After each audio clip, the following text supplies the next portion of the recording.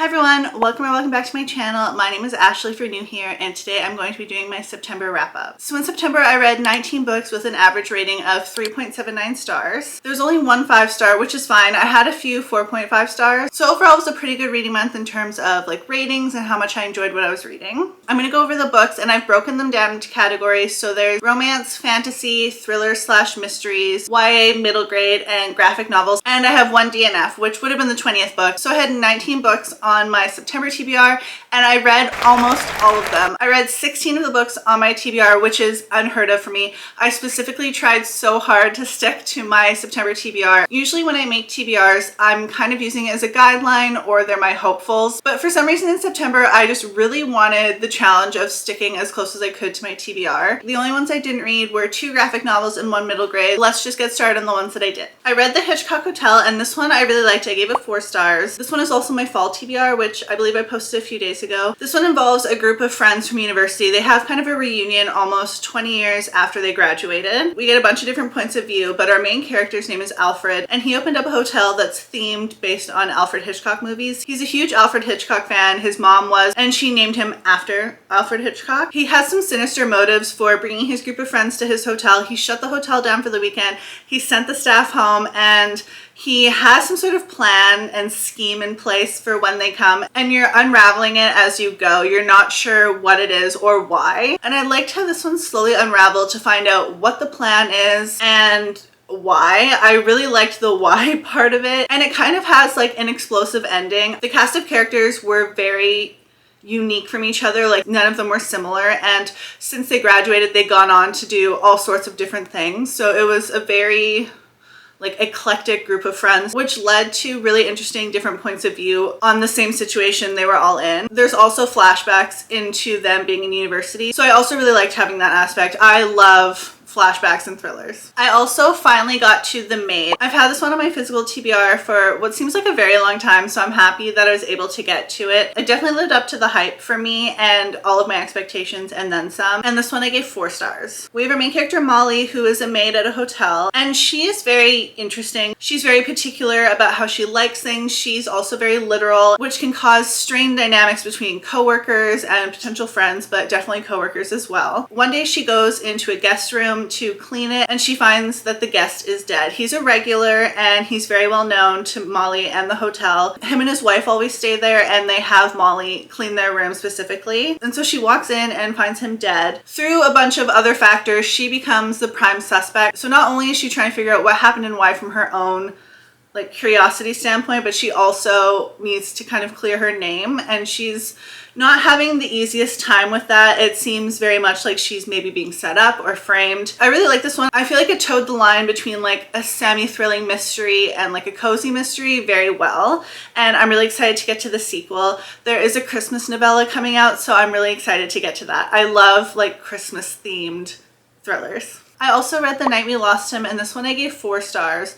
However, I would maybe bump that down to like a 3.5 just because I don't really remember anything about it. In this one we have our main character Nora, and at the very beginning Nora's dad Liam has passed away. It's deemed as natural causes. However, Nora's like estranged half-brother Sam comes into the picture, and they're convinced that he was actually murdered and there was foul play involved. Now these 2 estranged siblings need to kind of work together to figure out everything that happened. There's also the family dynamic that Nora didn't grow up with the wealth that Sam did, because their dad was this insanely rich guy that owned a bunch of hotels and was definitely huge in the industry. Now that I'm talking about it, I'm remembering it more, and I did really enjoy it. I read it via audiobook, and it was definitely a very engrossing audiobook. I think I read it in a day, and I really liked it. And I would recommend it. I definitely liked it more than her other book, The Last Thing He Told Me, I believe, the one that was turned into like an Apple TV series. So I was hesitant going into this one, but I liked it a lot more than that one. The next one I read is on Kindle Unlimited, and it's called The Girlfriend.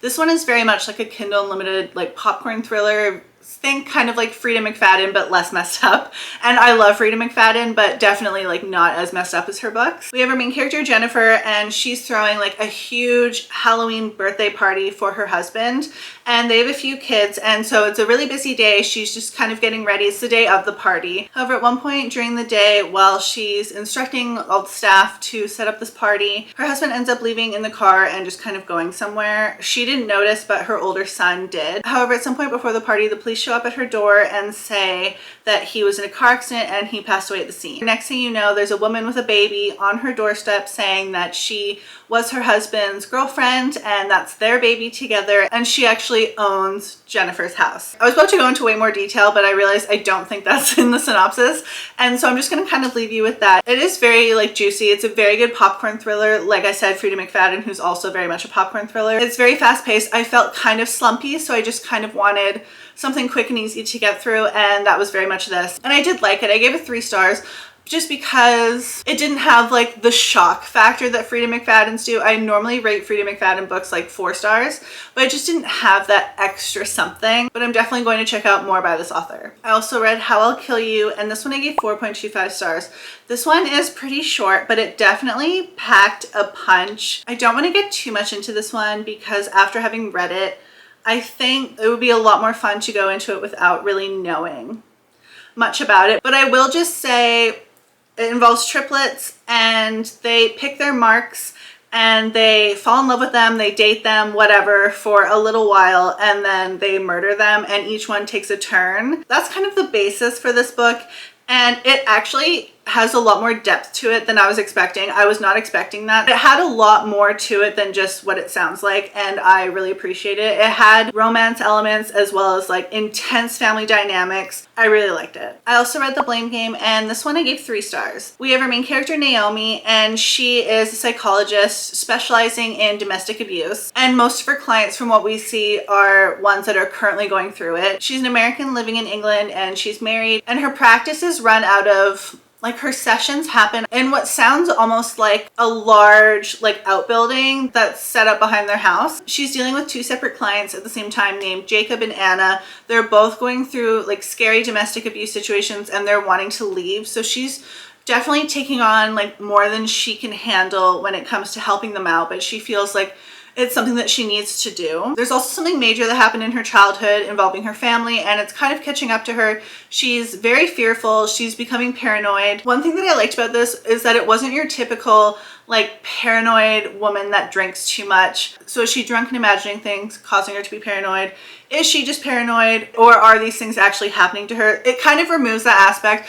I've heard from a lot of people that, you know, we're kind of getting tired of the like troubled alcoholic middle-aged woman, potential unreliable narrator kind of thing. And a lot of those characters from like what I've seen and I've read are written by men, so it's just kind of like annoying. Like, let's just kind of take a break on that whole trope, in my opinion. So this one is very twisty, very turny. I read it super fast. I mean, now that I'm thinking about it, I definitely give it like a 4 star, not a 3, because I remember enjoying it a lot. I think I gave it a 3 just because the ending felt very unsatisfying. So now that I'm remembering that, maybe like 3.5. The reading experience was fun, the book was fun, but yeah, it's just like the last like quarter left a lot to be desired. So lastly, for thrillers and mysteries, I have One House Left, and this one is actually YA. I gave it 3.5 stars. In this one, we have a main character who's 16-year-old Nate Campbell, and his whole family uproots their lives and moves to this new town because their street is kind of referred to colloquially as Murder Road.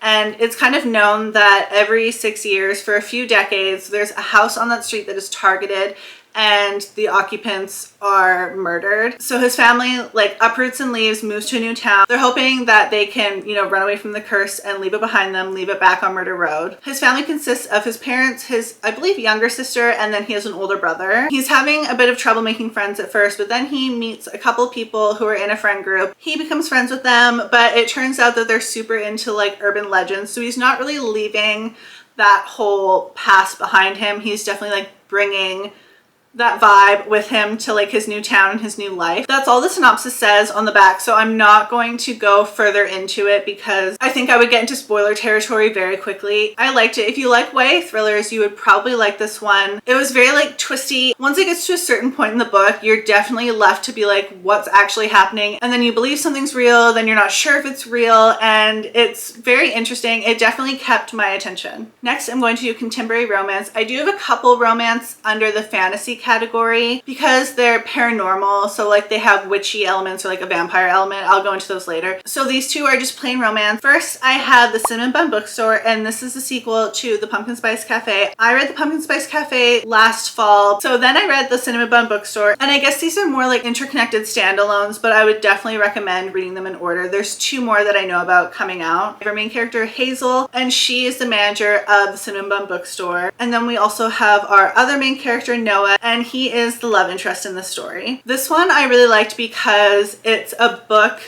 about a book lover, and the books are a very large part of the plot.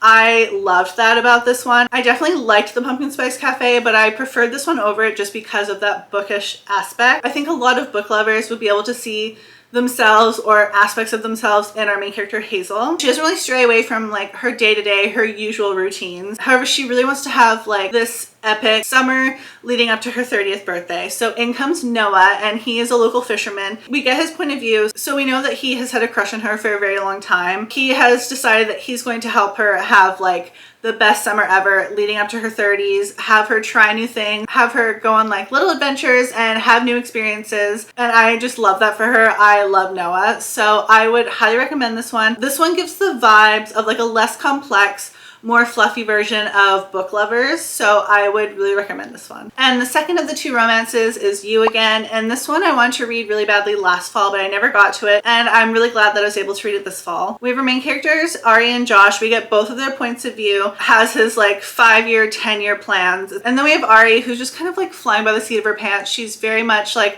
not really knowing what she's going to be doing. She's just kind of going with the flow. And they meet because Josh is dating her roommate. So in this one, we just kind of see them coming across each other, bumping into each other randomly by coincidence throughout the years, and just kind of like how their feelings for each other change. It's kind of complicated to explain it without spoilers or giving away too much, but I really like this one. I gave it 4.5 stars, and it definitely lived up to the hype for me. The next category that I'm going to talk about is fantasy. So first I have A Sorceress Comes to Call, and this one I gave 3.75 stars. It was my first T. Kingfisher. I've definitely heard people either really like T. Kingfisher or they really don't. At least like that's what I've seen. And I had really high expectations for this one. I was really excited to read one of their books, and this one just kind of fell flat for me a little bit. I don't know if it's just because I went in with such high expectations, but 3.75 is still like a great rating for me. We have our main character, Cordelia, and she lives with her mom. It's just them together as like a duo. However, her mom is a sorceress and she's pretty abusive. She's not great to Cordelia especially, but also just like in general, she's not very nice to anyone else. So then Cordelia and her mom go off and go live with this older man and his widowed sister in their manor. Her mom is trying to get this man to marry her. However, the widowed sister is kind of seeing through this whole charade, can see that Cordelia is not being treated properly. It all just kind of goes from there. It's not very long, but it definitely left something to be desired for me, so I didn't give it the full 4 stars. And now that I've kind of had time to sit with it, because I think I read it pretty early on in September, I would probably give it like a 3.25 maybe even, which is really disappointing. I also read The Gods Below. I really like this one, and I'm finding myself really wanting to recommend this one to like a lot of people. This one is kind of complicated to explain without spoilers, and explaining it without spoilers wouldn't really do it justice. Like when I read the synopsis, I wasn't really expecting what I ended up getting in a good way. Like I got way more than I assumed I would be. So I'm not going to go into it too much, but I will say we get a few different points of view. Our like main character, whoever, is named Hakara. She has her younger sister. They were kind of orphaned. I think Hakara was like in her mid to late teens, and then she ends up raising her younger sister until her younger sister turns 9. Yeah, I don't know how to explain it. It just sounds so much more dry when I try to explain it without giving away spoilers. I'm just gonna read like a tiny bit from the back. But it says, a sweeping tale of warring gods, loyalty, betrayal, and a world in turmoil. This one has a ton of family dynamics, politics. It has amazing descriptions of all the various settings where this takes place in like a bunch of different places and vastly different like landscapes and environments. I would really recommend this one. There's like a tiny little sprinkling of romance, but it's by no means like a romantasy or a romantic fantasy or a fantasy romance. And I really enjoyed it, and I would really recommend it to a lot of different people, but don't pick it up expecting like any really sort of romance. I also read My Vampire Plus One, which is the sequel to My Roommate is a Vampire. This one I read last year and I really liked it. So I was super excited when I heard there's a sequel coming out this fall. In the first one, our love interest Frederick has a best friend named Reginald, and he is very silly, he's very goofy. And then I found out he was one of the main characters and the love interest for My Vampire Plus One. So I was kind of not nervous, I was very interested to see how the author could kind of transition him into being a love interest and being more serious, and having us as readers like take him more seriously, especially as a love interest, because I was not really expecting that to go well. However, I did really enjoy it. I think she executed transitioning him into a love interest very well. Oh, and I gave this one 4 stars. So our main character, Amelia, she's an accountant and her family is kind of like not at all happy with that. She also has like what to her family is a subpar dating life. She doesn't really date very much. However, Reginald like quite literally runs into her on the street one day, so they meet that way. And then soon after that, she finds out her cousin is getting married and her mom has gotten her a +1. Amelia is not very happy with this. She knows her mom only did it really into pressuring her into getting a date. Her parents kind of suck. Like her whole family kind of sucks. They make fun of her. They are kind of degrading and manipulative. However, then she starts fake dating Reginald because she tells her parents she actually does have a boyfriend and she'll be bringing him to the wedding. I love the fake dating trope. I find it so cute and charming, and it's usually very funny. This one was no exception. I think that the author really transitioned him into a love interest very well, and it was executed really well while still maintaining the personality we got from him in the first book. I really like this one, and I would recommend it if you like the first one or if you're interested in a fluffy vampire rom-com. Next, I read So Thirsty, and this was my first book by Rachel Harrison. I really want to read Cackle and Such Sharp Teeth, I believe are 2 of her previous books. I was really excited for this one. It has an aspect that I love. I'm not going to say what it is, but it's kind of obvious based on the cover and the title. Our main character, Sloane, is not really happy in her marriage, and she finds out that her husband is cheating on her like again. So she goes away for the weekend with like her wild best friend. They end up going to this party. It has some interesting characters there. They're very odd, they're very strange, and it kind of goes from there. I don't want to get too much into it because I think I could accidentally get into spoiler territory very quickly, especially because the synopsis is pretty vague about what happens after that. I didn't love this one. It was pretty forgettable for me. I gave it 3 stars, but it was like a low 3 stars. I wasn't super invested in it at any point, and I couldn't really tell you many like intricate details about the characters or the settings or the plot. I only really remember like the overarching aspects of all of those. I wouldn't know if I would recommend it, but I think I might be in the minority for this one, especially because her other books are like very much loved by many. The last book in the fantasy category is Witches Get Stuff Done, and this one is like a witchy romance. However, it does definitely have a lot more witchy elements than like your typical witchy rom-com, but it definitely left a lot of things kind of unanswered and just like a lot of, I don't know, just a lot to be desired for me personally. I didn't love it. I didn't really care about our 2 main characters. I also felt the romance between the main character and the love interest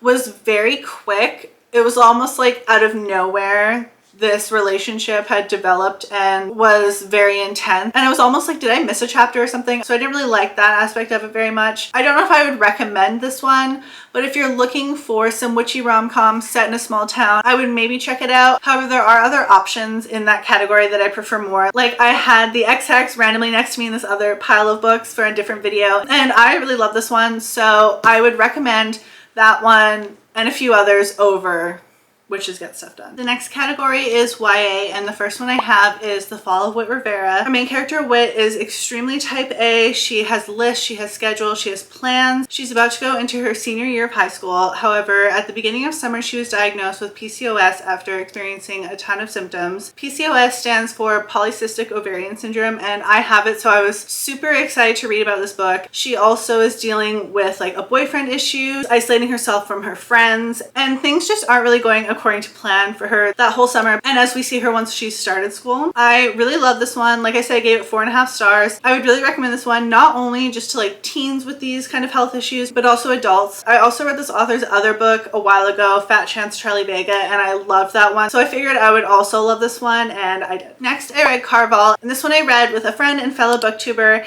and neither of us really liked this one very much at all, really. I think she gave it 2.5 stars. I think I gave it 3. I was so excited for this one. I'm not sure if I went into it with like too much hype, too many expectations. I love a YA fantasy, so it's not like I knowingly went into a genre I didn't like. I love YA fantasy so much, and there's so many things about this that I thought I would really like. However, the execution for me, I just didn't love. This one is very much beloved. I have heard that the second and the third are better than this one, and then I really want to read the Once Upon a Broken Heart trilogy that's like a spin-off of this. I might just go into that one knowing I'll have spoilers from the Caraval trilogy, but I don't really mind that. I know you can read that trilogy without having read this one. I'm not going to go too much into the synopsis, but it's about 2 sisters. Our main character's name is Scarlett, and then she has a sister named Tella. Basically, there's like a competition called Caraval, and I'm just going to read like the first sentence from Goodreads. It says, "A legendary competition, a mesmerizing romance, and an unbreakable bond between 2 sisters." So I am really disappointed that I didn't love this one. I may give Legendary a try.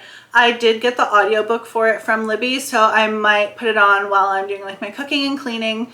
So we'll see about that. That's like TBD. I'll see how I feel about it, but I do still really want to read the Once Upon a Broken Heart trilogy. Lastly, for YA, I have Twilight. I finished my reread of this. I annotated it like crazy. I didn't give it a rating because my younger self would have given it like an infinity star. Now I'm reading it with nostalgia, so I don't want to give it a rating because I feel like my rating would be completely skewed. So I'm loving my reread. I'm on Midnight Sun right now. I need to make more of a dent in that because I want to reread the whole series by the end of the year. So I definitely need to prioritize Midnight Sun in October. I'm not very far at all. I think I'm like maybe 50 pages. And Midnight Sun was like a later published book, but it's just Twilight from like Edward's point of view.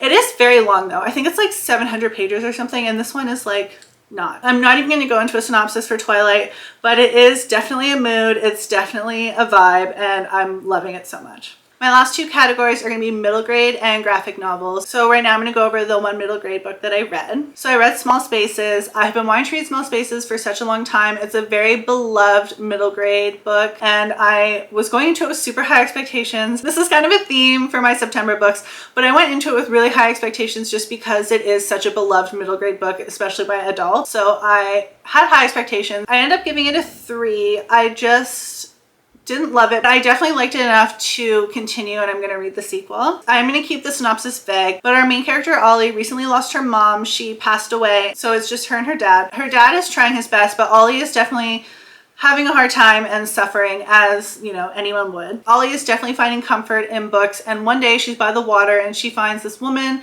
who's about to throw this book in the water, and she gets super upset about this because she loves books and she doesn't want to see the woman just throw it in the water and ruin it. So Ollie steals it from her and just runs away. Ollie starts reading the book, and it's from the point of view of a girl named Beth, and it's about the 2 brothers that love her, and also a deal she made with this like creepy man or like being, I'm not sure. And then soon after that, she goes on a school field trip to a farm, and then she stumbles across graves, and they're the graves of the people she's reading about in this book. So she's definitely creeped out. A lot of stuff follows that very quickly after. She has these 2 kids that are classmates with her that go on this like creepy little adventure thing, and I did enjoy it, and I did have an enjoyable time reading it. Like I said, it was 3 stars, and I'm definitely going to pick up the sequel. My last category is graphic novels, and I only read one. It was called Delicates, and this is volume 2 in the Sheet series, and this one hit so hard. It's definitely sad. Like, these graphic novels are not like a silly, goofy, fun YA time. I went into the first one knowing that it was going to be kind of sad because my friend saw that I wanted to read it and told me like, hey, heads up, this is kind of sad.